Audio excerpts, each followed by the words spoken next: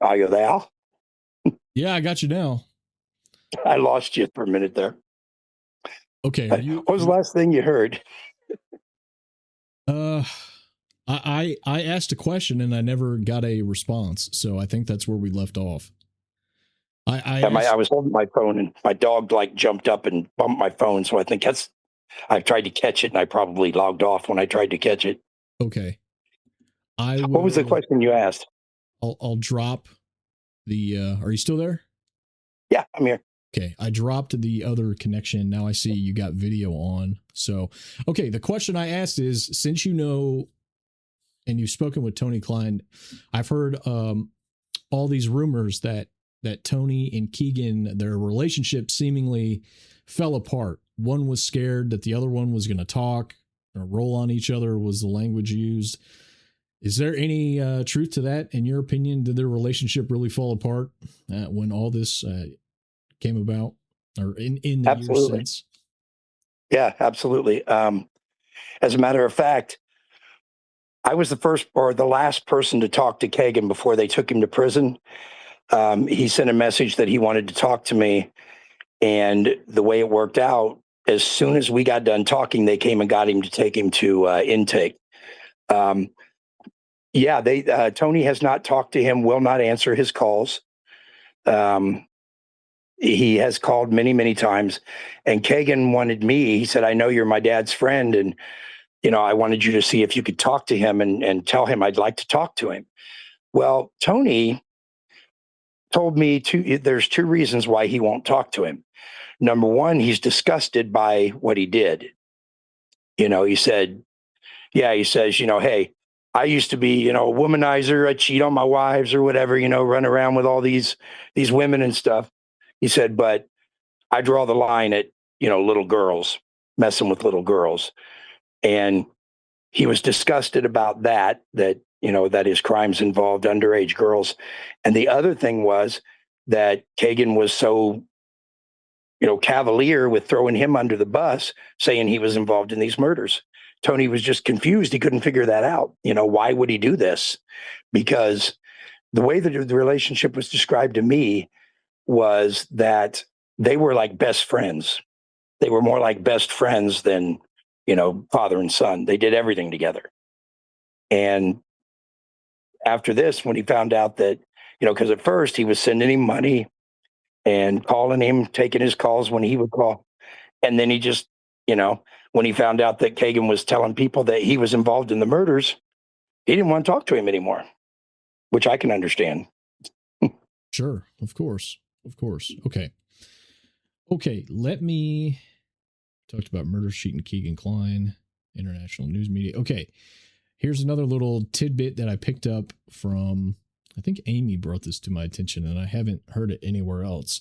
At the north end of the bridge, which is not the end, the south end is the Weber property, right? The north end of the bridge, somewhere maybe off the pavement of the trail, there is a clump of hair found. What's your take on the clump of hair? Anything to this? Was it related to the Delphi the abduction of the two girls, or is it a nothing burger? What do you think about the clump of hair? I heard that the clump of hair was at the other end, at the Weber end there on the south end. Oh, maybe I heard that it was down there by that bench. I might have it backwards. There's like a bench down there. See, the north end is where you would start when you walk from the Freedom Bridge. So it's like the trail side. And there's like, before you get to the bridge on the right side, there's like a little, at the trailhead, there's two trails that split off. One goes straight to the high bridge, and the other one, the one to the right, goes down to the Girard Nature Preserve, takes you to the creek.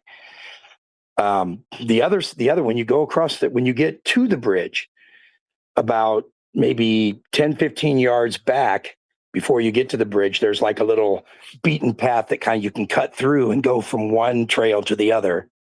And then when you get to the bridge, there's another beaten trail, that's just, it's not a real trail, just people have walked it so many times, you can see a trail. It goes to the left. If you take that, you can go all the way around to the dump site without going across the creek.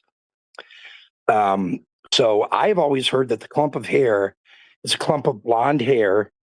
Looks like it was pulled directly out of the scalp. And I've heard it was down by that bench under the south end of the bridge. That's what I've heard. Um, I've heard it from several people. I have to assume that there's got to be some truth to it, but I can't personally verify it. Okay. Now, you had the crime scene photos. Is there, and we talked about this a little bit earlier, you laid out some detail. Is there, in your opinion, is there missing blood at the final crime scene, the final resting place where the bodies are found? And if so, any speculation on where that blood might be? There was a lot of talk. I saw videos online of Logan's house being a total pit, a total dump. However, he had a recently renovated bathroom. And of course, my mind started immediately running to, did they kill one of the girls in the bathroom and drain blood down the bathtub or the sink or toilet, something like that? What do you make of all that? My understanding, well, first, the crime scene photos, there's no blood around Abby at all. You don't see any blood around Abby at all. And she had the one little puncture of the vein, the jugular vein or whatever, and bled out from that. And that's why they say she had a slower death, because she bled out rather than being, cut open or whatever. Now, Libby, there's not blood around Libby, but there is blood on her. There's some on her face, and it looks like she's been beat up a little bit. It looked like she might have been bleeding from the nose. Mouth looks like it, was bleeding. And there's blood on her hands, on her palms, and it looks like there's blood drizzled like on her body. To me, that indicates, because like I said, they did say there was a tremendous amount of blood around Libby's blood around the F tree. So I think that's, that she was put up against the F tree when they cut her throat. So I think that's why the blood came from there, The only blood I've heard, they say that the blood was underneath Abby and soaked into the hoodie or whatever. And very quickly, another just outrageous, stupid thing they came up with. People were saying, why are there no drag marks? Because there are no drag marks around these girls. You can't see any drag marks where the bodies were drugged. So obviously they were picked up and placed where they are. And to explain that during the trial, one of the people that testified for the state actually said that the reason that there was no drag marks for as far as Libby was that the leaves stuck to her back and slid over the other leaves. That was their explanation for there being no drag marks leading to Libby. Ridiculous. Just ridiculous. Anyway, as far as the recently renovated bathroom, from what I've heard, that was 100% true. I've also heard that, I might have mentioned this on the channel or here before with you. I know I mentioned it in the book that Ron had a succession of younger women that stayed at his house. And people would say, well, how did Ron get all these? Because these are young women. The last one was like half his age. She was in her 30s. And people say, well, how did he get these young women, these young, attractive women interested in him? He's an old guy, right? Well, one of the things that has been rumored about it is that they, all of them were meth heads, and he would supply their drugs for them. And they would live there, and like Connie, they would be expected to do the housework or whatever and the cooking and stuff. What I have been told is that the bathroom was renovated before the murders because his last girlfriend that lived there, Ashley, was disgusted by his bathroom and said, man, you got to do something about that. So he had the bathroom remodeled so it would be, more suitable for her. That was the story I got. Now, like I said, I don't know if that's true or not, but I do know that yeah, that was the thing about Ron is people said Ron was a hoarder, and that's why his house was the way it was. He had like stuff everywhere. Just when they took him home that time, he didn't want him coming into his house, so they had to get a search warrant to go in because he talked about owning guns and he wasn't supposed to have guns because he was a convicted felon. So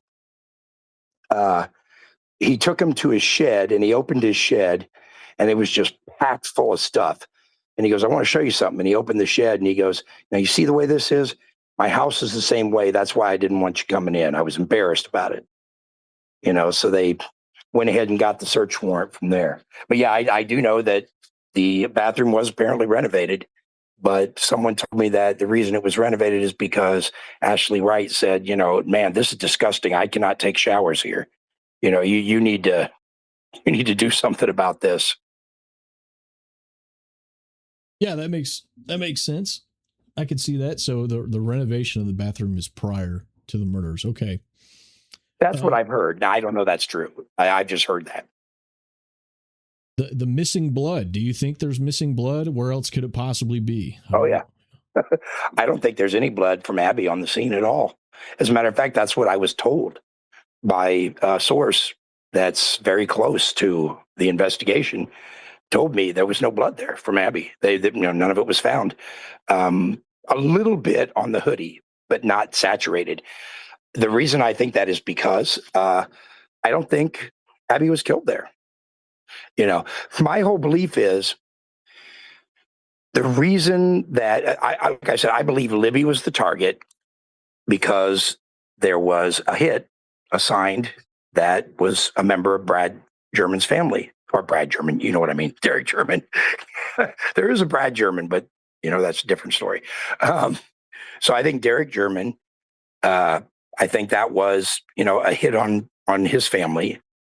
And I think the reason that Abby got involved is because Abby and Libby were always together. And I think that's why the contract was accepted by the group it was accepted by, because a member of that group is the father of Abby's boyfriend, and they could lure them using that. So I think that Brad Holder was probably told, hey, man, help us get this German girl out there, and we'll let her go. We'll let Abby go. We won't hurt her. We'll let her go, and everything will be cool. We'll just keep the German girl and take care of business. So I think that's how they got Brad Holder to go along with the whole thing. And then when the actual thing happened, Brad Holder was at work. People always, when they attack me for my theory, they always go, Brad Holder was at work. And I always say, yeah, I know. You've never seen me say he was there, do you? Have you? Because he wasn't. I don't believe he was. And I don't believe he knew that Abby was going to be killed. I think he was told they'd let her go. And then I think they went ahead and killed her because they didn't want to take the chance. And I think when Holder showed up and found out that they had killed both girls, he was furious. And I think that caused the rift that you hear about, because after February 17th, 2017, you never see anything of Pat Westfall and Brad Holder together anymore. They're not friends on Facebook anymore. They don't hang out together after, and I'm not, it could be prior to that date. We don't know, but I'm definitely after that date. That's it. They're not friends anymore. And there's been speculation about why they're not friends anymore. And of course, Amber Holder testified at that contempt hearing in the afternoon after I was thrown out that the reason for the split was that Pat Westfall wanted to move beyond animal sacrifices. And Brad said no. But I think it's more a story of Brad finding out that they didn't keep their word, that they killed both girls, and I think that's why there's such a discrepancy between the two of them. I think maybe Westfall said, well, look, man, we did it as humanely as we could. Look, she's fully dressed and everything, and she's laid there all nice and neat. She's clean. She's like, We treated her very well, did it very humanely, you know. And I still think there was, you know, an argument going on about that. And I think this was, you know, about the time that they were staging the scene. This is why I think Elvis calls Abby, you know, he said he had to put horns on Abigail because she was a troublemaker. I think the trouble that he thinks she made was causing a fight between his two idols because, you know, Pat and Brad, they were the two big ones. They were the big guns in this group. That's interesting. So they were the I've wondered president and vice president, so to speak. I've wondered about that. Yeah. Why would she be a troublemaker? And then they treated her so nice. Well, maybe it did cause a rift. So, okay. Since we're on some of these names that were mentioned, I believe I've said this elsewhere. I have a hard time believing a father would go along with something like this along these lines with someone that his son was sweet for, had a crush on. I do too. For him knowing to do that is beyond the pale. That is the most difficult pill to swallow. And so about his alibi, it's well established that he didn't clock out of work until 2:45. If you go into the defense team depositions, I believe it's with Roland Purdy, that Baldwin and Rosie ask him, well, you know, someone, either state police or the FBI, they called HR for the landfill, and they confirmed that, yes, it's all electronic time cards. There's nothing manual. So that clock out at 2:45 p.m. on the 13th is a genuine clock out that can't be toyed with. It can't be messed with. So Rosie and Baldwin ask him, well, did you ever go to the landfill and get the footage? Maybe there's security footage of him getting in his red junky truck and leaving. Well, the security film was on a 60-day loop, and apparently they didn't go out there in time to get video confirmation of the alibi of being at work and not clocking out until 2:45 that day. So little things like this, the police failing to follow up and check, double check, confirm all these sort of claims. And they, you know, if you read those 6-7 depositions from Unified Command, you can just see that they aren't even up to, they know they're going to a deposition. Wouldn't you try to be refreshed on the notes and have some sort of idea of what you're talking about? But, you know, as I was reading through those depositions, they are just woefully not familiar with the case material. And it's almost pointless to try to depose them because, I don't recall. I don't remember. So many times I ran into that, especially with Holman. So the Brad Holder thing, it's a very difficult pill to swallow. And I've seen the PW. He did 2 episodes with Sleuth Intuition, and I've watched those. And I know he was on the Hulu documentary, not CW, but Hulu is what I remember. Yeah. And, you know, I started thinking, well, God dang, if this guy really is involved, why, again, like Ron Logan, and why is this guy talking? Why is this guy cooperating and agreeing to be on these documentaries? And he doesn't necessarily, I didn't get the impression that he's trying to spin doctor and massage his reputation. And I can easily believe that all the stuff that came out and the rumor mill of small town Indiana, I'm sure he has faced negative repercussions. He talked about at work one day, someplace he worked at, that the rumor finally got out that he was involved in Odinism stuff and was a white nationalist of sorts and might have been involved in the murders or know who had done it. And apparently they had some kind of walkout at his work, throwing a fit that he was still employed there. I'm sure he has. His name is blasted all over the internet and all over these Delphi discussion boards. So I'm sure he has, if he is truly not involved, he has been punished, so to speak, for just being a person of interest at one point. Right. I said a lot there. Go ahead and comment. I think the interviews that he did and everything, the context clues, if you listen to some of the stuff he says, he talks about derogatorily about Holder and says, he's not a killer. He doesn't have it in him. Right. Backhanded diss, subliminal diss. Yeah. Yeah. And then another thing, is they say, one of the sleuth or whatever asks him, well, what happened? You were no longer friends with Brad, right? And yeah, I kicked him out of my group and all. Well, why did you do that? And he says, well, because I found out he was going to a Christian church. So you're going to tell me that Brad Holder, he forsook his Odin brothers because he just had to have him some Jesus in his life. Nah, I don't really, I don't see that Brad as being that kind of person. I see Brad as being, a troublemaker and a kind of an outlaw sort, just like the rest of them. But I think maybe that, he's got a line he won't cross. Like you said, I cannot see him because I see, I looked into him for a long time, saw all his relationship with his boys, and he genuinely loves those boys. They are his pride. And I just, like you said, I just can't see him as much as I know people have told me that Logan really liked, really cared about Abby. I just can't see him saying, yeah, go ahead, kill her. I just don't see it. Yeah, and that's why I say I don't think he was there, when they were killed. Yeah. And I think Abby was killed much earlier in another location, and that Libby was saved for that night because, you have two guys that Johnny Messer, the recruiter for the Vinlanders, found these guys in Rushville. And they were both, a little slow, low IQ types, Rod Abrams and Elvis Fields. And I think that was the direct result of Westfall saying, go find me a couple of Phoebes to use as patsies.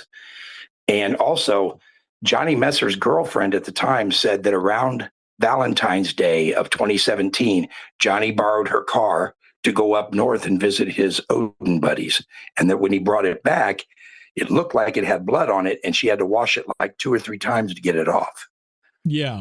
Red Chevy Suburban 2001. And she was pissed that Johnny Messer went and hung out with the Vinlander Odinist crowd on Valentine's Day instead of spending it with her. Yep. Right?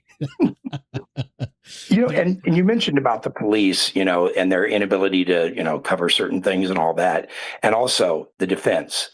You said, why wouldn't they do this or that? Have you been told about the 3 girls versus 4 girls thing? You're talking about on the trails, the Voorhees, Wilbur, and Spath, and maybe a little sister that tagged along, something like that. Right. See, is it 3 or 4? Is that what you're getting at? I'm not sure. There's both. Here, let me explain it to you. There were 3 girls there earlier in the day. Those are the 3 girls that Richard Allen saw. He said, I saw 3 girls and, looked like one was babysitting for the other 2 or whatever. He said he saw 3 girls. Well, in the group, the Wilbur and Voorhees group, there were 4 girls. So why didn't Richard Allen say he saw 4 girls? There were 3 girls there earlier in the day, and the defense never bothered to track them down and get their names.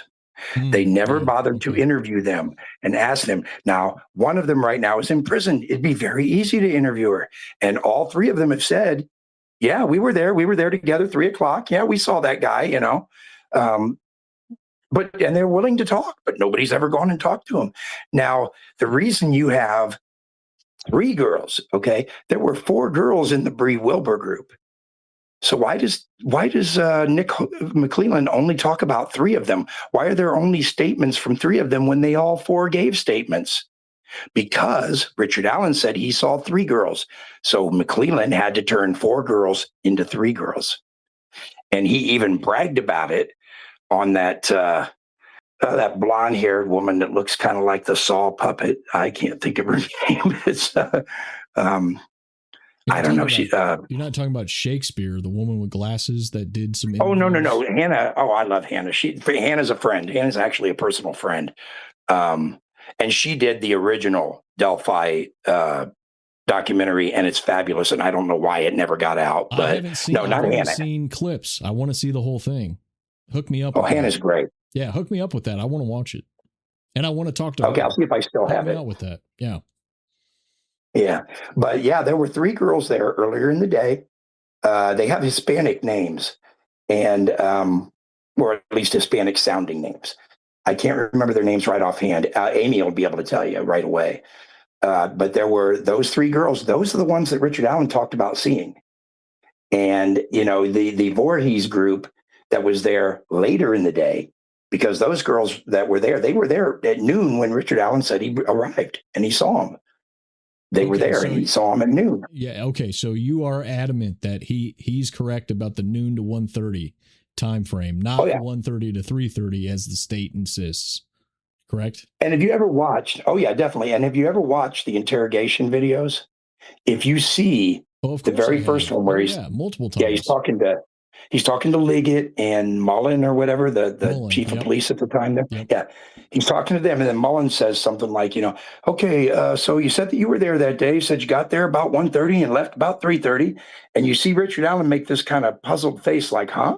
And then you almost see him shrug it off like, no, well, like it's not important. Because he thinks he's there to give, you know, to just answer questions, give him some information. Yeah. He doesn't think he's there as a suspect. He didn't know he was walking into an ambush. Yep, of course. Yeah. So you see him when they say, well, you got there at 1:30, and then Mullen just presses forward without giving him a chance. And you see Richard Allen make this puzzled face like, huh? And this is before they knew before he knew that they were trying to make him a suspect. He had no idea. Yes. So why would he lie about what time he got there? But he's confused when they mention the times. And then when Jerry Holman says, see that bullet is found by the girls and everything? Well, we have experts say that bullet came out of your gun. And he goes, no, it didn't. He laughs like, come on, man, you're just messing with me. Right. I mean, if he was truly guilty, wouldn't he have done something like, oh, that's a lie. There's no way. No, he laughs and goes, no, it didn't. Because he doesn't suspect what's going on, that they're trying to make him the suspect. So yes. I just think all of his behavior points to him being innocent. He's very, I just went back through this, I think last week, and watched both of these videos a couple times. In that first interrogation video with Liggett and Mullen does most of the question asking, but Richard Allen gives very non-committal, non-specific answers. He says, about the clothing, I have a blue jacket, I have a black jacket, I could have worn a hoodie. Right. A key word, could. He never once said he was dressed exactly like Bruce. He made zero definitive statements about, I definitely did this, even with the parking thing. He talks about several different areas, and he's parked several different places over the years when he's gone out to the trails. And he's very non-committal about it. But somehow they were able to massage this and put these massaged facts into the PCA, right? So, right, yeah. And same thing with Holman. He totally screwed up that interview, and I say he screwed it up because he didn't even pull off the read technique correctly, and it ended with Allen shutting up and refusing to cooperate rather than to talk and give more information. So exactly. Let me ask you. Around this story. Any guess as to whose bullet that is out there? The unspent .40 caliber Smith & Wesson cartridge. Is it Ron Logan's? Is it someone else's? Is it? I think Brad Weber owned a similar pistol, if not the exact same P226. What do you think of the magic bullet they came up with? Yeah, Weber does have a SIG 226. Yeah, exact model. Honestly, for a long time, I said that I felt like the bullet was planted, like they didn't really find it there. But here's the problem with that. I found out only recently that there is an email. I can't remember the fellow's name, but he was offering them, the Unified Command and everything. He was offering them some advice about, what they could do further for the investigation. And this is back in 2017. And he brings up the bullet that was found. So apparently, I was wrong. And I said that on my channel. I said, look, guys, I guess I was wrong. It wasn't planted early on because they talk about it in 2017. So obviously they did find a bullet, but who found it? When was it found? I was told that there was a young lady out there with a metal detector, and she found the bullet and called police. But I don't know if that's true or not. A lot of people say Mike Platty found it with a metal detector. I don't know if that, I've never heard anything to substantiate that. But honestly, the majority of law enforcement now carries 40 cal. And I think it was a law enforcement bullet. I think somebody that was out there that day dropped it somehow, maybe racked their gun for some reason or whatever. And there was already one in the chamber and it popped out. I don't know. I mean, I saw, but I do know. Go continue. I'm sorry. Go on. Well, I was just going to say that the way they identified them was supposedly by comparing the ejector marks. And, I'm not a real gun guy, but I do own a gun and everything. And I just, mine's a 9. It's not a 40, but I don't, if I eject a bullet, if I rack my gun with a bullet in the chamber and the ejector pin pops it out, someone with the exact same make and model as my gun, if they rack theirs with one in the chamber and the ejector pin spits it out, it looks the same to me. Yeah. You just like different car models come with different stock tires and everything else. I would imagine that if you, me, and a third person all owned a 40 cal P226 and we ejected, I imagine the tool marks are going to be extremely similar, if not identical.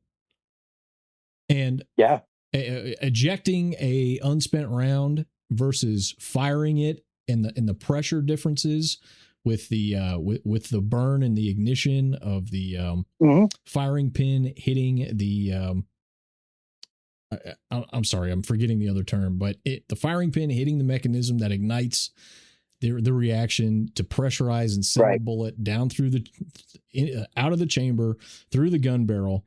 The pressure differences are going to be so substantially different that I don't know how in the world they ever got this junk science admitted in. And my rereading of the trial is that Rosie spent hours, 2, 3, 4, 5 hours, something in there, tearing apart the magic bullet evidence with Melissa Oberg from the state police.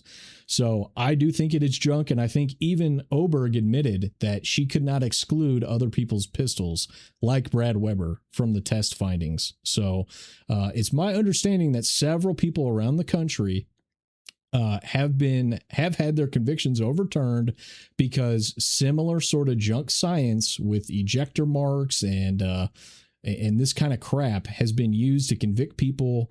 And the last one I read about was a Patrick Persley from Illinois, and it's not an exact thing with Delphi and no gun being used, but a unspent cartridge found. But this sort of science that they use to convict people is garbage. And several people around the country, if you look into this, have had their convictions overturned. Persley spent something like 23 years in prison before he was finally looked at again and exonerated. And he got an official, you graduate from high school or college and you get your diploma in the little frame and it looks nice. He got an official letter from the state of Illinois. You are officially exonerated of XYZ crime. And so this stuff is all junk. And I've never bought this. And this is the linchpin. Isn't this the unspent bullet? That's the original thing that they put in the PCA to justify the search warrant, the arrest warrant of Richard Allen. So come September, if they get someone in there who's quick-witted on their feet and knows how to talk in front of this three judge panel, if they can tear this stupid thing with the magic bullet apart, I think that's going to go a long way. And I was going to say also that there is a clip from Court TV with Barbara McDonald and another female correspondent at the network, where Barbara McDonald described the original crime scene was taped off and secured for like days. They thought they had everything, they got everything, so they took the crime scene tape down. The crime scene was unsecured for a number of days, and then they came back to resecure it. And when they resecured it this second time, I believe that's when this magic bullet was magically discovered. So a lot. Again, police incompetence and them bumbling and fumbling this thing. Here yet is another example of that. I also have heard about, like, they released the crime scene, then a couple days later they came back, and I have heard that that's when they found the bullet. I've also heard, and this is it's been admitted that when after they were done with the crime scene, they were ready to move the bodies and stuff, they just tossed the sticks to the side and left them there. Right. They did not originally collect the sticks as evidence. Yeah. Unbelievable. So they had to run out and collect the sticks again, and it's just incredible, on the sticks, do you think that they were ripped off branches? Were they brought out there? Were they sourced at the scene? Did some of them have saw cuts on them? What's your take on all that? I believe it's one of them on Abby, but I could be wrong. And like I said, I deleted the crime scene photos when I said I did, and I don't have them anymore. But on one of the girls, there is one of the sticks that's facing the camera, and you can clearly see that it's got a very square end, like it was cut. It is not broken or shredded or anything. Okay. It is squarely cut. Oh. So that one was cut, definitely. Did Richard Allen bring his Bob Vila starter kit with him out there that day on the trail? Well, yeah, he must have. Yeah, and I did a thing once on my channel where we started it from down the hill, and we timed it, and it was like, I think it was 104 minutes. 104 minutes, an hour and 34 minutes, I think, or no, not an hour and 34. It's, what would it be? Less than 2 hours. It'd be, because it'd be 120 would be 2 hours. So it'd be an hour and 45 minutes, right? Yeah. So it's like 104 minutes from down the hill. 90 minutes is an hour and a half. So another 14 minutes. Right. Yeah, you're like an hour 45. Yeah. Pretty close. So less than 2 hours from down the hill to where Sarah Carball saw the muddy, bloody guy, right? She sees him at 3:57 on County Road 300, and the state says the murders were done by 2:32, which is, roughly 90 minutes that Richard Allen is still junking around trying to escape the crime scene. Preposterous, right? Okay. So from that time, in 104 minutes, he took him off the bridge, walks him over, and like I said, where did he take them that he thought he was going to sexually assault them? There was nowhere to hide in that area, So then he supposedly sees Brad Weber's van coming. So then he takes him across the creek, Okay, so, you got that time crossing the creek. Then you get to the other side. Even if you can get across the creek, you get to the other side, you got to get up the bank. Did he, climb up first and then say, okay, girls, come on? Or did he have the girls climb up and say, now don't you go anywhere, and climb up himself?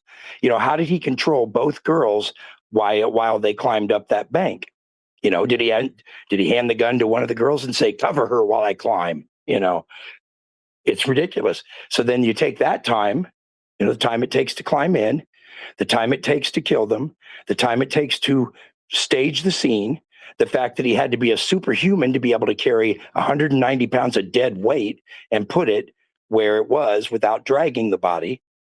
How did he manage to pick them up and carry them like that without getting any DNA on his body or transferring any of his touch DNA to their bodies? And then you have the walk back up the hill, which is not an easy climb, especially for a 50-year-old smoker, up the hill, back to the cemetery, and down the road to where he was seen. 104 minutes, that's all the time that they have for him to do all of that. It's just remarkable. He would have had to be Superman to do that. It's just crazy. Right. And Sarah Carball is the one. I stumbled over the bridge guy stuff and the sketch. I stumbled over this for like a couple weeks, and I just could not see Ron Logan wearing the newsboy cap.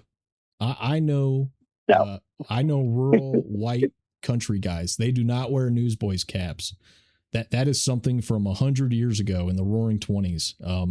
Yeah, exactly. Yeah, and so Sarah Carbaugh, if I recall this correctly, she's the one that inserted this stuff about the floofy golfer's hat, a painter's hat, beret style poofy hat. Yeah. And she's the one who says, I guess, Muddy Bloody Guy is wearing this sort of hat. And so somehow with her describing the scene, somehow this floofy hat, golfer's cap, painter's hat, whatever you want to call it, floofy beret, somehow this got inserted on the original Bridge Guy sketch. And I'm sure you've seen that clip of that's made the rounds here recently, the 1 minute clip with someone from the police telling her, we can cheat and I can show you. Yeah, we can cheat. Yeah. And so that newsboy cap really threw me off for a long time, especially with the BH stuff. He does wear newsboy caps. So I can see how people are like, holy shit, Bridge Guy's got a news cap and Brad Holder's out here taunting everyone with the newsboy cap on. I can see how people bought into that early on. But she's the one, and I don't know how, but she is the origin of the newsboy cap. And I'm sure you agree with me that Ron Logan had his little camo hat with the pins on it, the lapel pins, Navy veteran pins on it. I do see that in the image. I can believe that, I should say. So Sarah Carbaugh is a very interesting witness, a little goofy. I don't totally believe her story, but she is the origin of the newsboy cap. And the timeline doesn't work either. And we should see, right, if he kept walking westward on County Road 300 North, Muddy Bloody Guy should be seen on the Hoosier Harvest Store cameras and potentially other cameras, but we don't ever see him. So I wondered, is she seeing one of these guys who works at the local butcher shop or what, animal processing place, or that's right there around 300 North? We talked about that earlier. And you want to know something else too? You brought that up. I was going to say, I'm glad you mentioned that again, because I was going to tell you, okay, what might look like a poofy golfer's hat, maybe a hairnet with some hair in it, a lot of hair leaning to the side. Maybe you're wearing a hairnet when you're butchering an animal so you don't get hair in the meat. Yeah, interesting. Interesting, yeah. So, yeah. Oh, shoot, I was going to say something. I forgot what it was now. Dang it. I've done that several times here. Yeah, I'm sorry. That's okay. Here's one I'll toss in your lap. Did you, from your research, did you ever establish that Ron Logan and BH were friends at any point? No. Is that just? No, I haven't. I haven't been able to connect them. I mean, I'm not saying they're not. I just haven't been able to connect them. Okay.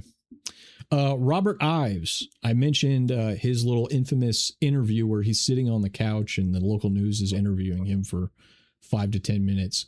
He said that he said several things, of course, but another little detail is he said that there was a house that you would have looked out the window, and the back of the house, some side of the house looks right down over the crime scene. And it's my understanding that this is the Kay Weber, the Brad Weber house. And the story that I remember reading is that the police went and knocked on the Weber house around 5 p.m. or something, and Brad Weber was taking a nap. And so he wakes up and goes, answers the door, and it's the police. They're asking about if, I assume if he had any contact or seen girls. But wouldn't you think that with that house sitting right there, it could have been very easy to look out the window and see that there's 2 dead girls as of 2:32 p.m. They would have been there at 2:32 and left out over almost 24 hours later. Around the official time is noon. But nobody from the Weber house ever sees them out there that night. That struck me as interesting. Well, I guess I would agree with you that by description it would have to be the Weber's house because there's no other house that could actually overlook that area. But if you go by line of sight where if you can see them, they can see you type thing. When Greeno took me to the crime scene, he told me, when we started getting out there, he goes, now, when I hold my hand up and do this, he said, that's when we need to be really quiet because we're very close to Brad Weber's house. And if he hears us, he'll come out after us. So I said, okay. Now, when he did that and, we had to start whispering and being quiet, I could not see the house, but I knew where it was. Hold on. Let me stop you. Is this when you're on Ron Logan's property, or you certainly didn't walk across the bridge to get there, right? No, we took that path from the left side, right when you get to the bridge. We took that path to the left, and it goes around and down the steep hill part. Okay, that's where trail. I said we had to go tree to tree, Okay. And then we crossed the ravine that leads directly up to the cemetery. And then when we got to the ravine and like a little bit further on, that's when he held his hand up and kind of, pumped it like, shh, and we get there. And like I said, we were whispering, kind of being quiet and everything, not really whispering, but talking real, quietly. And I looked up toward Weber's house and I could not see Weber's house from there. But there is a video that Kay Weber took from her back porch or whatever, when Greeno was doing his recreation of the crimes, of the murder, where he had the two girls and he was, being bridge guy or whatever and leading them across. You can see them from her porch because she's recording them. And you see Greeno walking up and then he disappears for a few minutes. And then he comes up and he's like, hey, and talks to her. So I think you could see the area, but I think the actual scene where the bodies were, I'm not sure you could have seen it from there, from the house, because I couldn't see the house from there. So what time of year were you out there with Greeno? During the trial, November. Okay, so there's that entire area looks totally different with leaves and green everywhere. Yes, it does. Yeah. Yeah. Okay, interesting. But there are always leaves on the ground out there. I mean, always a thick carpet of leaves on the ground. I had to, I saw this video footage of people driving the private drive, and from that little back road where Teresa Liebert lives, you start the private drive, and it's quite long and it weaves around. And I sort of thought, well, gee, with Midwest winters and ice and snow and everything, this got to be super inconvenient to have this private drive if he's, even if he has a van and it's 4-wheel drive and he drives that to work at Subaru every day. Living out there in the sticks like that with bad weather and ice, what a pain in the ass to drive that private drive every day. Now, they say that's Kay Weber's house. That's his mother, not his wife, right? Right, that's his mother. So that's not Brad Weber's primary residence, or does he live there? I'm not sure if he lives there now or not. I was told at the time that the Webers, the Kay and everything was a snowbird and would go to Florida during the winter. Right. Okay. And that Brad would stay there during the winter to, watch things, take care of things, That's what I've heard, why he was there at the time. Now, I believe he does live there now, but I'm not sure. What do you think? I know we talked about this months ago, but the tweaker sketch, I saw this video. I believe Amy took the video. She drives the private drive, and I see the Liebert house with 3 or 4 mailboxes right off that little country road that starts the private drive. Tweaker sketch is out there that morning. The Lieberts say they see a guy they've never seen before out by the private drive. What do you think is going on with Tweaker sketch? Tell me about that. I think that's Elvis. I mean, it looks like him. Yeah. Okay. I thought the same thing. And Teresa said the guy didn't have any teeth. Elvis doesn't have any teeth. He does now, according to a Twitter post I saw. He's got false teeth now. But he did. If you look at all of his pictures from back then, he won't smile or anything. His mouth is always closed. He didn't have any teeth back then. Right. He's got that wide sort of mouth outset, like someone that, you see toothless people. They have that wide sort of right. high chin like thing, like he's, Yeah. But yeah, I think that was Elvis Fields. And, and to me, I think it was like kind of preparing, like going out, scoping out the area, preparing for, what was going to be done. And to me, you see somebody that on the morning of something major like this, a major crime and everything, you see someone in an area that everybody knows everybody, and if there's a stranger around they stick out like a sore thumb.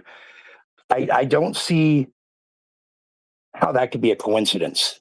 You know what I mean? How they see this guy and then suddenly right there in that same area, two girls are abducted later in the day. Yeah, very odd. Very odd and disturbing. Yeah. Yeah.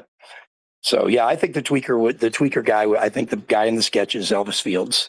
And, I just think he was there preparing or whatever, looking around, scoping out the area, and she happened to see him, And of course they ask him, hey, can we help you? And he's like, nah, whatever, because it's unusual for them to see anybody down there that they don't know because it's a private area. Yeah, especially probably early in the morning. What was it, 7:30, 8:30 Yeah. in the morning that they see him? Yeah. And another thing, when I went down there, I was under the assumption that when you got off the bridge on that side, for some reason, I guess I was thinking back then that it was all Ron Logan's property. And I thought, he's dead. So, nobody's going to give me any problems. But when I got off the bridge and went down on that side and started looking around and recording things down there, I was down there for maybe 5-10 minutes tops. And then I went back up to the bridge. And as soon as I got to that bridge, here was Brad and Kay Weber come driving down there, and Brad gets out and says, "What are you doing?" and all this. And I said, "Just making a video and stuff, and he said, "Well, get out of here. This is private property or whatever." And I said, "Okay, whatever, And he says, "Don't come back." And I said, "No, I can't promise that, because I didn't realize that it was his property at the time, So if I had, I probably would have been a little more contrite, but now, I realized later that I was trespassing, and I told people on my channel, I said, yeah, this probably wasn't right of me to do it. I didn't realize I was trespassing at the time. But now when Greeno took me there, I knew then I was trespassing, but I really wanted to see where they were found because I'd never seen that before. And I wanted to take a look at the area myself. And I did not see, regardless of whether or not there's a shallower passage where they could have crossed. I've heard there is, I've heard there isn't. But regardless of whether or not they could have crossed on a shallower place or whatever to get across the creek, there is no easy way to get up that bank. You got to climb up that bank. And I don't see how a man controlled two teenage girls to get up that bank. I've read several little blips that I found in my researching and Googling here that apparently you're not the first, Greeno's not the first or the only to take it upon themselves to go on out there and see it for themselves. And I've heard stories that Brad Weber has held, I think it was 2 or 3 girls that were out there, held them at gunpoint. Yeah. Is a detail I remember reading. And more than once. Okay, so he's had a history of this sort of thing. So interesting. Well, I'm going to take one of the people he did it was a journalist, a television journalist. Oh, okay. For local media, I assume. And her news crew. I wasn't a local. It was somebody national. Somebody told me who it was before, but I can't remember now. It's been a long time ago. But it was her and her cameraman. And they were out there, and he held them at gunpoint and said, "What the hell are you doing here?" and all that. So, and then the 3 girls that were out there, he did the same thing. He held them for a while. I don't know how he didn't get kidnapping charges, but I guess it's because it was on his property, Yeah, trespassing is one of those things we don't really think about, and I think most people think, it's not really a big deal if I cut through this person's yard, right? I Right. remember as a teenager beating feet everywhere before 16 with the driver's license. That was commonplace. You didn't give a Yeah, shit who exactly. lived where. We were cutting through this guy's yard to get there faster. So, okay, was it you that told me of the clothes, the tie-dye shirt? I think a belt was found, supposedly, allegedly. The black Nike shoe with the white sole is found. Was it you that told me? And are you insistent that there was a green bandana found? Yeah, it's in the picture. It's in the picture. What picture is that? You got to send that to me. I don't think I have it still, but I know somebody does. I'll find it for you. Yeah, there's a picture that was taken by one of the. See, when Jake Johns tried to cross the creek that morning of the 14th, when they were looking for the girls, he saw something in the creek on the other side of the creek. And he tried to cross to go get it, but the creek was moving too fast and it was too deep. So he radioed and said, hey, if anybody on that side of the creek over there, go check this out. It looks like there might be clothes in the water. And yeah, there's a picture. It clearly shows the shirt that that Libby had on, I think, the tie-dyed shirt that she had on, Abby's jeans with the underwear still in them. And I can't remember if there was, I don't know if there was a shoe there, if that was there or not, but I know they found one shoe and then called up and asked, hey, what were the girls wearing? Because we found a black Nike. And then the other one was underneath Libby or Abby, I'm sorry. So, but yeah, there's a picture and it shows there's a green bandana in there that nobody has ever, oh my God, it was never tested for DNA. Never tested for DNA. And they didn't belong to either one of the girls. Was it taken as evidence? It was taken, but not as evidence. They claimed that they think that was unconnected and it just drifted downstream another time and it had been there longer or whatever, but it's a green bandana and it's laying there with the clothing in the creek. And wow, isn't it just a coincidence that one of the things that identifies the Vinlanders is a green bandana? I was going to say, go ahead and make what's so significant about a green bandana, Rick, but you just cleared that up. You can see several pictures of Pat Westfall with his Vinlander group and everything. And they got the green bandanas tied, like to their belt loop or something, or hanging out of a pocket. So I caught an episode and I asked him about this. I contacted him. Court TV, there was an episode that investigative journalist Chris Todd was on, and he hinted that there were rumors of Richard Allen confessing to his involvement in the crimes late one night over a beer in a backyard by like a bonfire or some other setting, I forget. But rumors of Allen confessing to his son-in-law some level of involvement in the crimes. Did you ever hear this rumor years prior to his arrest? I heard something about it, but it was very vague. I just heard like general, that he had confessed to his son-in-law at some point. But I don't believe it. Do you remember what year you might have heard that? It was after. See, when Richard Allen was first arrested for the first 6 months or so, I didn't know what to believe. I didn't know if he was innocent, guilty, maybe him and Ron Logan. As a matter of fact, I actually had this theory that the connection between the two was maybe Ron was picking up a prescription for Viagra, and that's how they got to talking, and I like him young and all this kind of stuff or whatever.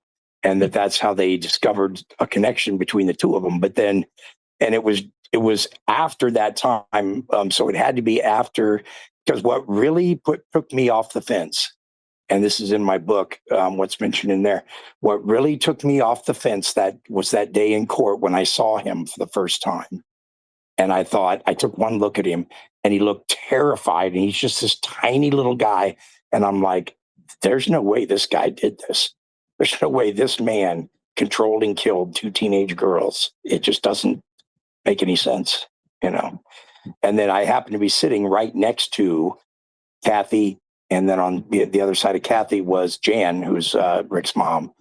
And when I left court that day, I whispered into Kathy's ear and I said, hey, you know, be strong, have faith, because he's got a pretty good team working for him, you know, because I was convinced by that point, not just by the look of Richard Allen, but by the whole proceedings, what was going on. You know, the way I could see that Gull was obviously favoring the prosecution. You know, you couldn't hear a thing. You know, we're all leaning forward trying to hear what's being said. When the defense is up there, like when the young kid, Max or whatever, was up there, he's talking nice and loud so you can hear and everything. Whenever Lesenby or Liggett or that Gallipo guy, the warden, you know, was up there, you couldn't hear them. You could barely hear them. And a couple of times the defense team at the table said, you know, Your Honor, we're having a hard time hearing over there, you know. And then she was saying something, and a couple of times they said to her, you know, we can't hear you, Your Honor. And at one point she was mumbling something and nobody could hear her. And Rosie or Baldwin said, we can't hear you. And she just yelled. She goes, yes. I mean, I was stunned. I was like, what? But just the general attitude, it seemed like, and then to see Gallipo get up there and have that smug look on his face and say, well, actually, he's being treated better than any of our other inmates. And I was like, if anything they're saying is true, the defense, if one word of it's true, he is not being treated better than anybody at that prison. So, yeah, that was the day. So I would say it had to be after then. And that was June of 23. So it was after that I heard that. I'm going to guess it was probably fall of 23. That the trial started? No, that I heard that he had confessed to his son-in-law. Oh, okay. Yeah, and I had another question I wanted to ask. About, take me back. You didn't always maybe start out believing that Alan was innocent. What was the straw that broke the camel's back that finally convinced you that this isn't the guy? And so thank you for getting into that. I had meant to go there earlier. Yeah, that was it. I mean, and after that, and then the PCA. When the PCA came out, it was redacted. And I had real serious doubts going into that hearing because of the PCA. Because I went through it, even though it was redacted, I took the context clues and I was able to, I didn't know their names. So I said girl number 1, girl number 2, or whatever. And I went through that PCA and I basically tore it apart with just the context clues and showed that the girls were describing 2 different people. You know, one of them is describing a man dressed in all black. Another one is describing a man in a blue jacket and blue jeans. And, you know, it's like, one of them you can't, and then they had these. One of them has a face covering. Maybe the man in all black, that they have these like, not a balaclava per se, but maybe a handkerchief over their mouth. Yeah. Up around their nose. Like the old COVID days. Yeah. The 3 girls, a guy in all black. Well, that's not Bridge Guy. Who the hell is that guy? Yeah. And they tried to say, well, you know, if you see someone standing out in the sun and you can see that they're wearing a blue jacket and, you know, well, she called it a light blue jacket. She didn't say a dark blue. She said a light blue jacket and blue jeans. And then the height, one of them is saying, well, I came up to his shoulders. Okay. And the girl that said that was 5'6". Yeah. So I'm like, okay, how, you know, and I said, okay, if Richard Allen is 5'4", because I didn't know she was 5'6" at the time. I said, if Richard Allen is 5'4", how tall is this girl that she only came up to his shoulders? Yes. Yeah. Or his forearm or bicep. I don't think it was just below the shoulders, the detail. Yeah. So that would, to me, you know, I already had my doubts because it just didn't seem like the PCA made any sense. And then that day in the courtroom, when I looked at him, I thought, no, there's no way. there's no way. This guy's terrified. You know, he just looks like he's been through hell. And I couldn't buy it after that. Have you spoken to God dang it, what's his name? Michael Thomas. He's an important part of this story, right? Several people were emphatic with me when I called him on the phone. Michael Thomas. Like, all right, everyone's telling me Michael Thomas, but apparently he is not Mike's talking. A friend of mine. He was involved in a lawsuit and can't talk about certain things, but he is a missing key piece of this story, is he not? What can you tell me about Michael Thomas? What can you get into here? Mike's a friend of mine. We talked a lot, and when the gag order was in place and everything, I told him, I said, now when this is all over, man, I'm gonna buy you a beer and we're gonna talk. And he said, okay. So when it was all over, I sent him a message. I said, hey man, said, what are you doing this weekend? How about we get together and have that beer I talked about? So he came to my pub where I was working on a Sunday, and we sat there and we ended up having lunch. We sat there for quite a while and talked, and he pretty much laid it all out. That I actually quote him when I quote him in the second chapter of the book. I talk about him standing outside the crime scene tape after the bodies were discovered because he didn't want to go in. And I asked him why, and he said, well, every time you step into a crime scene, you take something in with you. And every time you walk out, you take something out. He said that scene was already contaminated enough. I didn't want to add to it. So that's one of the quotes I have in the book from him. He thinks Ron Logan did it. He does not believe Richard Allen's guilty at all, but he thinks Ron Logan did it. That's his opinion of it. What happened, Amy had her facts a little bit mixed up about the election. In Carroll County, the Republican primary is very often the election itself, because the Democrats don't bother to run a candidate. They know they're not going to be able to beat the Republican. It's very, very red county. So unless the Democrat is like a real popular person and everything, they don't even bother to run a candidate for office there. So the Republican primary is usually the actual election. And the Republican primary, you had, I can't remember the guy's name, but he used to be the sheriff there a long time ago. He finished third. And then you had Mike Thomas, who was the chief deputy at the time. He was, had the job that Liggett ended up getting. And usually the way it worked in Carroll County was the sheriff would have his chief deputy. And after the sheriff termed out, he would endorse the chief deputy, and the chief deputy would move up to being sheriff. And then usually the sheriff would go back to being chief deputy. And Thomas, when the Delphi situation came up, he started butting heads with the Unified Command because he wanted the FBI more involved. He wanted to bring in more experts. And he would tell them all the time, we need to let the FBI handle some of this. We need to bring in more experts. We need help here.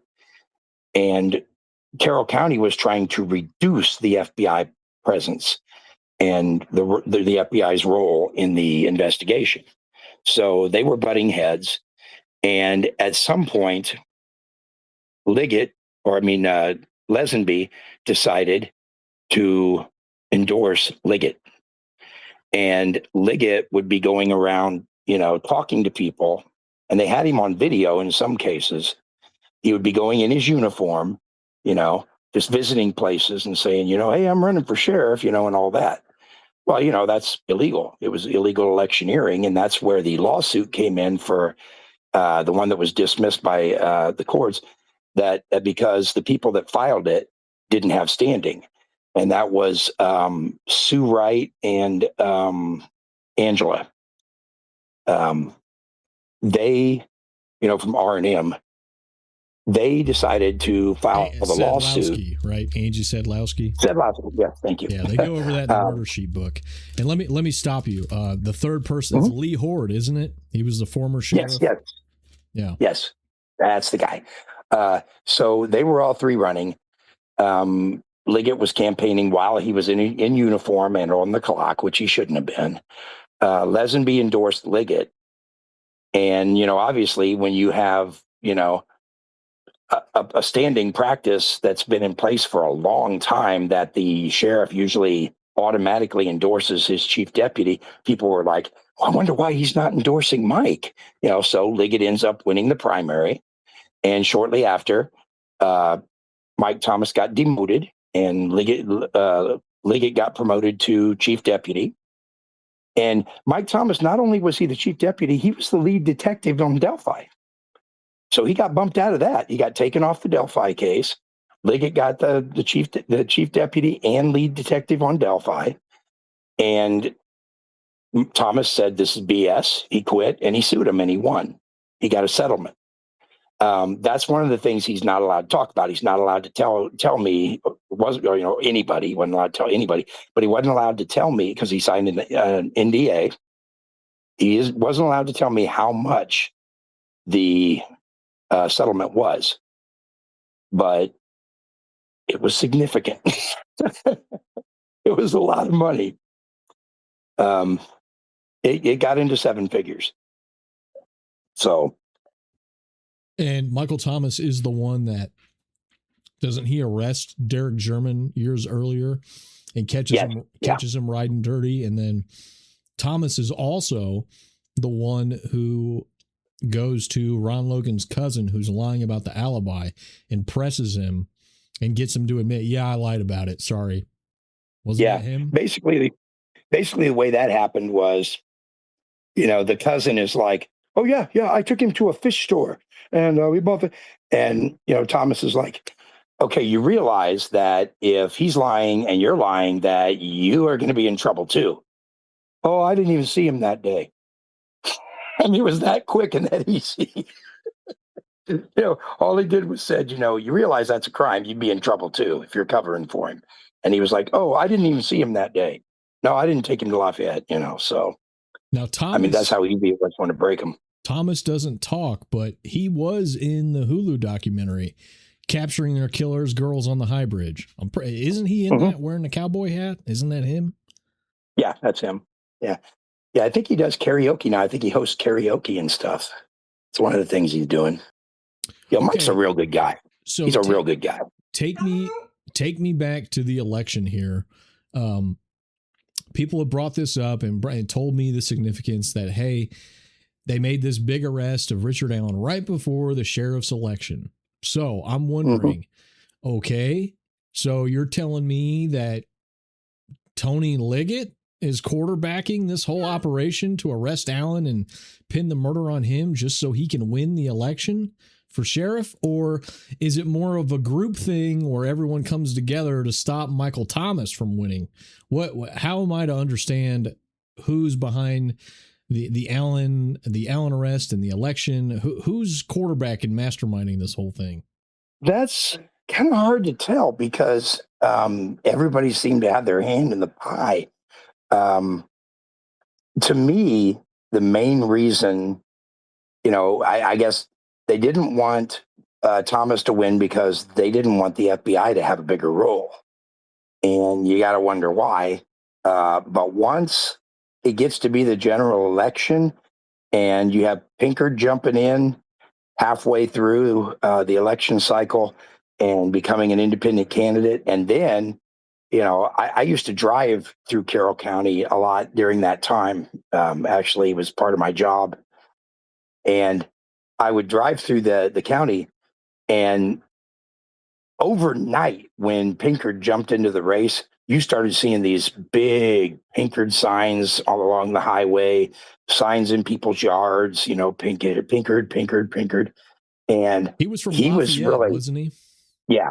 Yeah, he's originally, I think, from Carroll County, but he was working in Lafayette at the time. Yeah, and wasn't his big thing about the murder investigation? Did he make that clear? Yeah. Make that known? Oh yes. He made it clear. He said, "We will get answers. I'm going to bring the FBI back in. I'm going to bring experts in, just like Thomas wanted to do."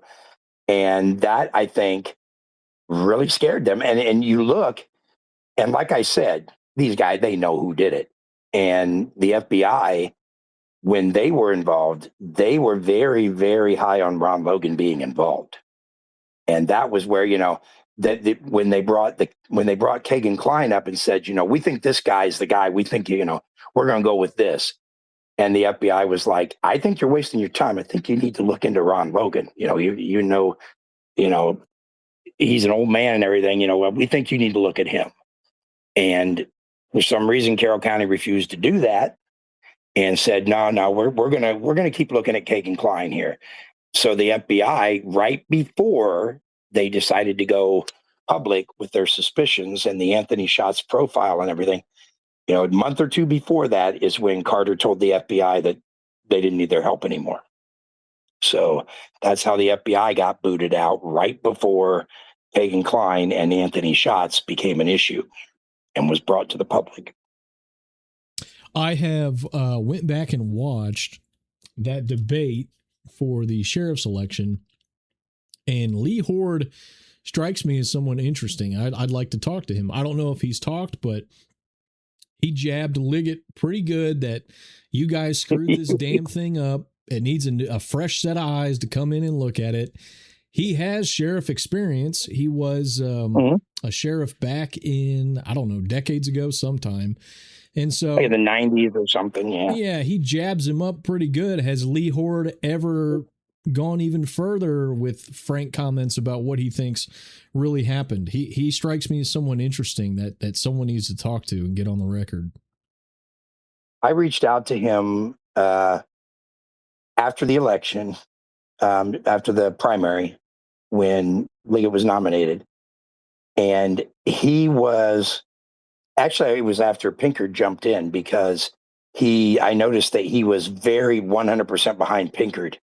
He had Pinkard like all over his Facebook page, and he had a slogan: "Don't be a stinkard, vote for Pinkard." And so I talked to him, and he was pretty cautious. He didn't want to say a whole lot, but he was 100% behind Pinkard and against Liggett. So, but I would ask him certain things, and he'd be like, well, we don't have to talk about that, So he didn't want to talk a whole lot publicly about, what he thought. I asked him once. I said, what do you think? You think Richard Allen's innocent, guilty, or whatever after they arrested him? And he said, I don't know. It just seems like he came up out of nowhere, doesn't it? And that's all he would say. So I see. But before Richard Allen was arrested, when I would talk to him, all he would say was, he thought they screwed it up pretty good. They screwed the pooch pretty good, the investigation. So, and I think he was right. Tell me about Logan's live-in girlfriend. Is it Ashley Wright? Has she ever Ashley, talked? yeah. I've never known.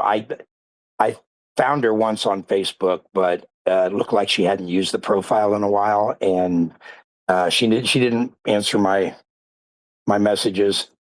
I don't know. I don't even know where she is now. But somebody really should talk to her, because honestly, what I was told was that, the famous story about Ron Logan driving to the dump that morning before the murders.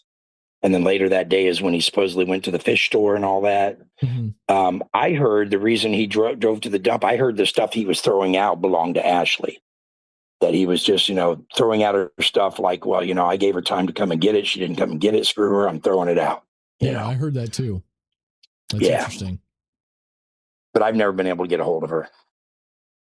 Yeah, there were two stories that he's either throwing away trash from the party that he had on Sunday, or he's tossing away stuff that she left behind after they broke up, which was, I guess, just prior to that sometime, I'm guessing. So, yeah, it was around that time, that she, it might have been a month before or something. I don't think it was the day before or anything, but it was during that time. And also that was during that time she borrowed his truck to move some stuff, and she kept it for like a couple of weeks or something. And he was pissed about it, calling the police department all the time saying, hey, you need to get my truck back. She stole my truck.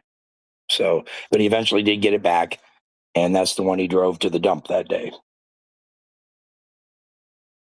Right. There's video of him going to the dump, and when I first learned that, the guy who might have killed the girls, he went to the dump to throw stuff out. My eyebrows immediately shot up to the ceiling. I said, "What?" Well, I found out he went before all the abduction and everything went. So that is exactly the way it went for me. I heard that he was at the dump. I was like, holy crap. And then I found out, it was before the murders. Okay. Right. I don't know if again, everything's a blur. I'm kind of exhausted with this story, dude. That yeah. Honestly, it would be a lot easier if I just said, yeah, Richard Allen did it. Stop reading about the case, stop researching it, stop coming up with questions. Richard Allen did it. That's all you need to know. My mental clarity would be much greater if I could give all this stuff up and just rest with Allen did it. There's nothing more you need to know. I'm worn out with all this, but I think I told you I spoke to Connie Dillman, excuse me, and she told me that Ron had a habit of insurance fraud over the years that she had known him. And so I forget if she said this specifically, but I sort of gathered that his receipt from Aquarium World or Fish World, whatever that store's called, the 5:21 p.m. receipt from February 13th, 2017, him producing this was his final act of paper fraud, insurance fraud. This was his last big trick. And of course, this one failed like the one previously he got fired for. So. Right. Yeah. And the thing is that's very possible, but it could also be possible that it was real, because that still doesn't really prove anything. It just proves he was there later than what he said he was, basically, because, he claims that his cousin picked him up at like 2 or 3 o'clock or something, 2 o'clock or something. It's not a very long drive to Lafayette. So, round trip, the drive's going to take like an hour. And so did he spend 2 or 3 hours at the fish store? Who knows, and when they asked Ron about it, when they said, hey, what's the deal here? We heard that you threw some stuff away in the dumpster behind the fish store, because that was a rumor that he had gone there and thrown stuff in the dumpster behind the fish store. And Ron said, well, no, go, there's a camera back there. Go get the camera, go get the footage from the camera, and you'll be able to see, that I didn't throw anything away. And when they went to the store to talk to him, they said, can we get the footage from the camera out back that, is aimed at the dumpster? And they said, we don't have a camera back there. So, apparently, Ron just said that to kind of, throw him off or whatever, no, go check the camera, but there was no camera. So, that was one thing that he said that, they found out wasn't true later. But yeah, I've heard that it was forged and faked and everything, and that he tried to pass it off. And then I heard that it was found in a trash can. He had thrown it away and they found it in a trash can. So I'm not sure how it went, but I do know that he did try to pass off, after he beat the hell out of Connie and she brought him the doctor bill. He did try to pass it off as his son being treated, and he got caught and he got fired. So that much is true. Yeah. And one thing about this that we haven't gotten to yet, that I think it just opens up another can of worms, is that this was not the only murder of children that happened in Carroll County in that space of time.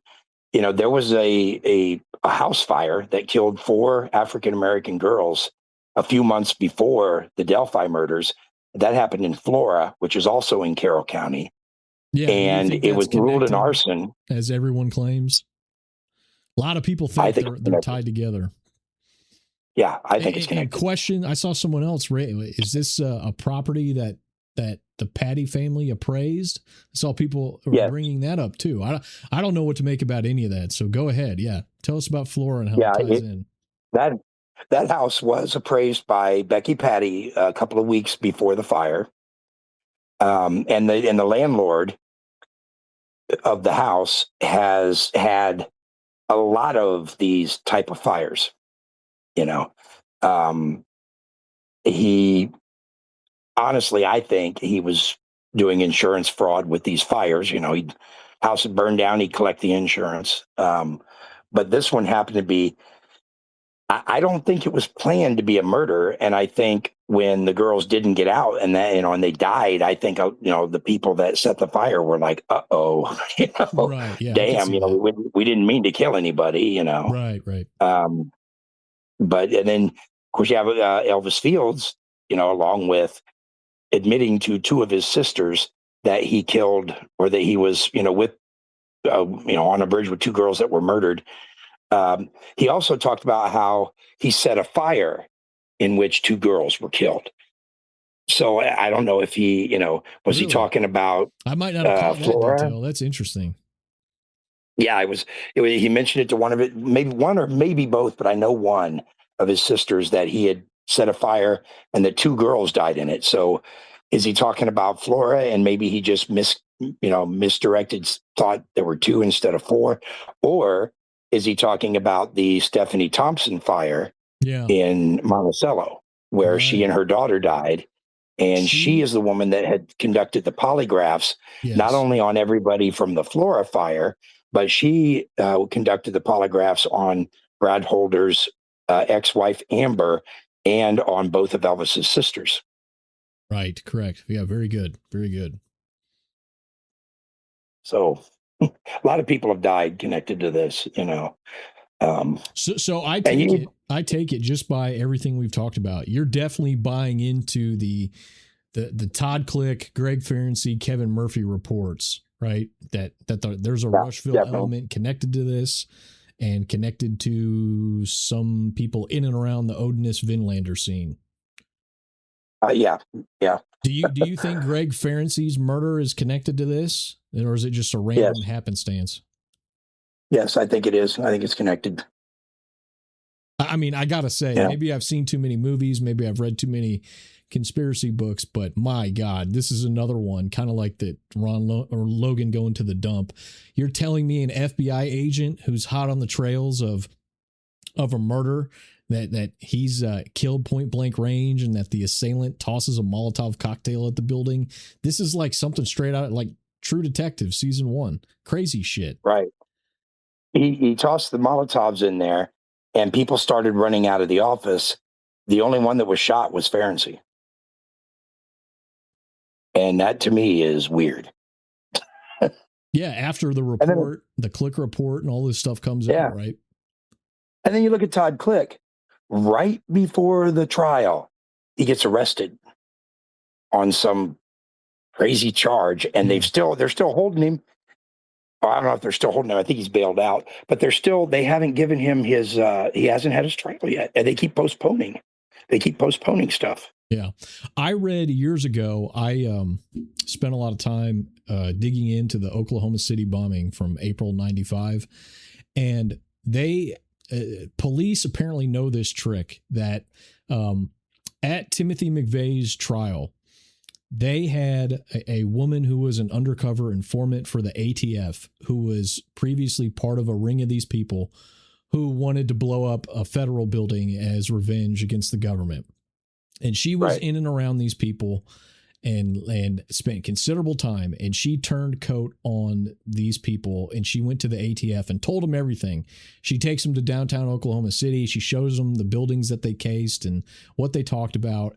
And right as McVeigh was going to trial, his defense counsel, led by Stephen Jones, wanted to subpoena this woman, the ATF informant. Her name's Carol Howe. She's dead now, I found out. But Carol Howe turned ATF informant, and she was going to be subpoenaed by McVeigh's defense team to get on the stand and talk about how there are other people, co-conspirators to Timothy McVeigh.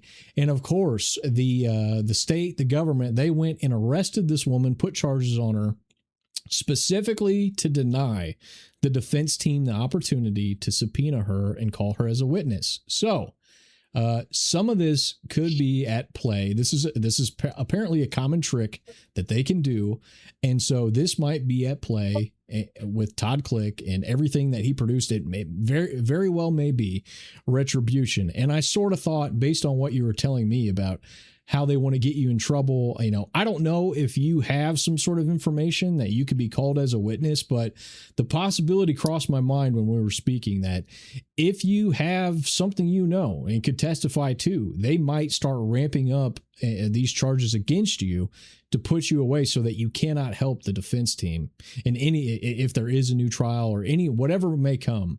That is a possibility. Yeah, to me, what's really weird is right now what I'm going through is back in 2024, in October of 2024, I was arrested with less than 2 grams of marijuana in my pocket. They tried to get me with driving while impaired. I told the guy, I said, look, I wasn't high when I was driving, and I wasn't. I had it in my pocket. I admitted to him, I said, I smoked, because it was like half a joint, basically. And I said, I smoked it this morning on my way to work. So I was driving my car, but you got to catch me doing it. Before you can. But then I got to work, and I told him, I said, since then I worked in the cold room for about an hour and a half, sat in the office, had 2 cups of coffee, drove about halfway here to Seymour, where I got arrested, stopped at McDonald's, had an egg McMuffin and some hash browns and a cup of coffee then, and I smoked 2 cigars since then. So I said, no, I'm not high now, and I wasn't high when I was driving. What happened is I was in a Walmart parking lot, and I was going to go around the cart corral and park, because it was a bigger truck and everything, and I was going to park, out away from where everybody else would be parking when people started getting there, because I didn't know how long I was going to be sitting there waiting on the guy. So when I went around the cart corral, I felt this little bump, and I thought, oh shoot, did I hit the cart corral? I looked in the rearview mirror, and I saw this woman's car sitting there, and I had hit the bumper, and it came off. It was like one of those older cars, and the bumper came off, and I was like, oh crap, but it wasn't because I was high. It was because I couldn't see the car. It was like right at the break of day, and the car was kind of a grayish cream colored car and everything. I didn't even see it. I did not see the car, and I turned and clipped it. Didn't hit it very hard, just kind of bumped it, knocked the bumper off. And when he got there, he smelled the stuff in my pocket is what it was. And he kept saying, oh yeah, you're high. You're high. I know you're high. He's like, I can smell it on your breath. And I told him, I said, no, you can't. I said, you can't smell it on my breath, because it's been hours since. And of course they arrested me when they were going to pat me down. And I said, all right, look, you want it here? I gave it to them. So they arrested me, and they took me to the hospital and gave me a blood test. And I told him, I said, look, dude, I said, I have been a daily user for 40 years. Okay. I said, you're going to find it in my system. And I said, I could stop now, and you could test me 3 months down the road. You're still going to find it. It doesn't mean I'm high now. So, they arrested me and everything. Well, now I took the probation.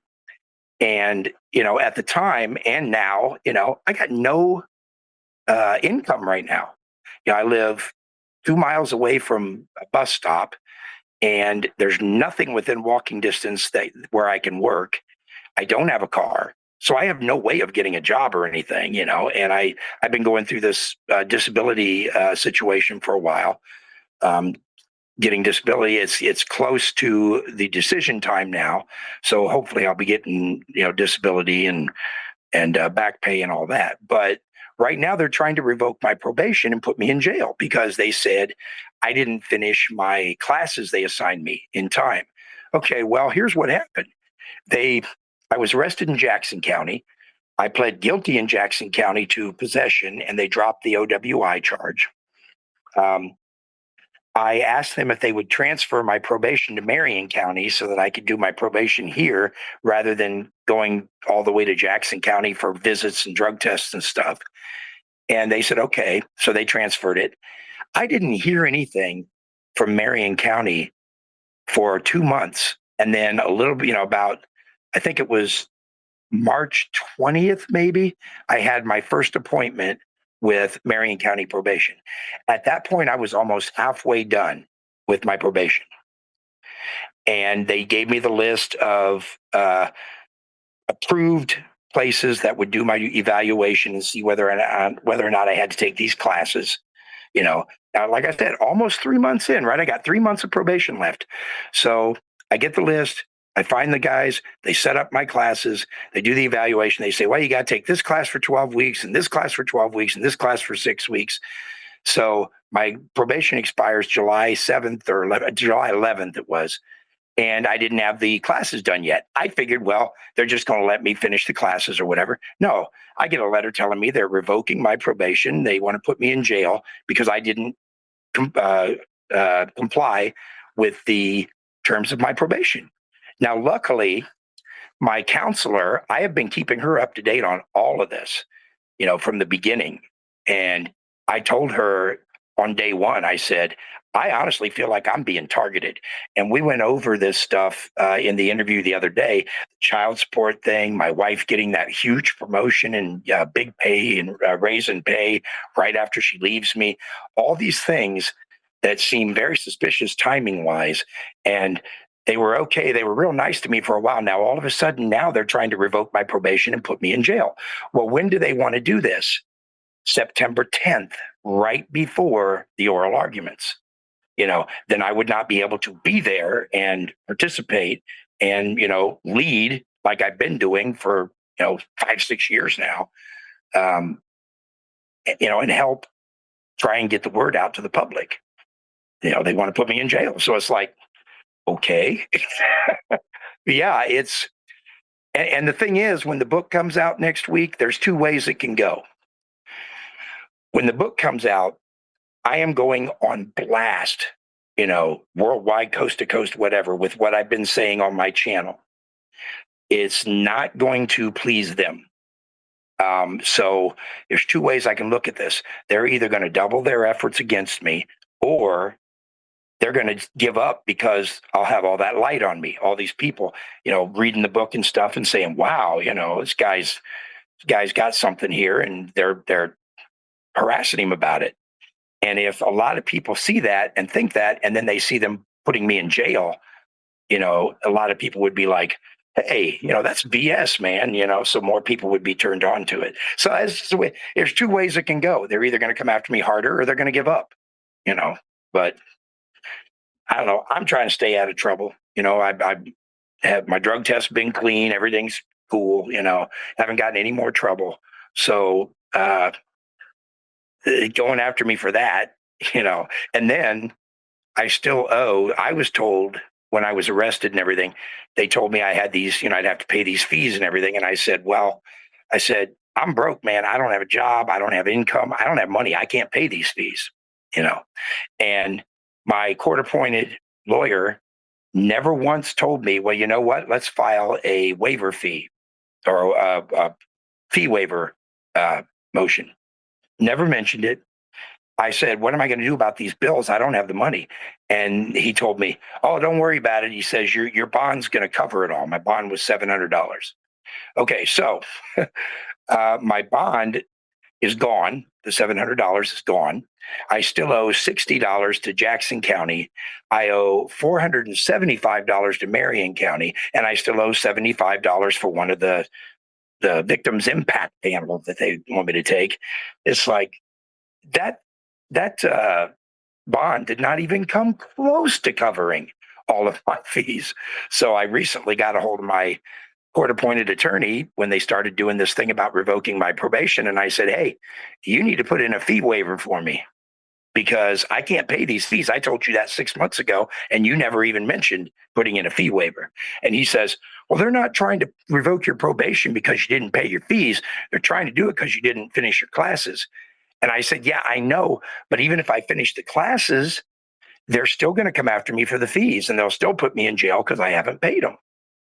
And my counselor, luckily, since she understands all of this, she has allowed me to like double up on my classes and triple up in some cases and take like 2 or 3 a week.